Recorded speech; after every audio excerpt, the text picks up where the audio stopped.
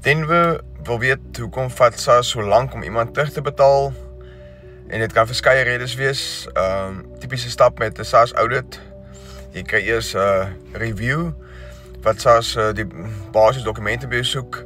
Indien hulle iets verder wil audit, dan maak hulle nog 'n link vir jou oop wat audit is. En al die stappe kan 21 werkdae vat.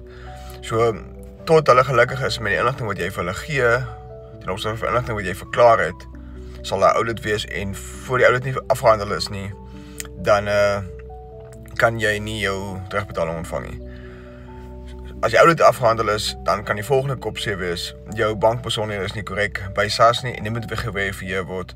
So dit kan of net op e-filing ingedien word. As SARS nie gelukkig is nie, kan hulle vir jou 'n link oopmaak wat jy vir spesifieke dokumente dan moet doen en indien.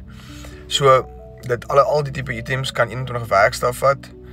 So dis basies die twee redes hoekom audit gewoonlik of 'n terugbetaling gewoonlik baie lank vat.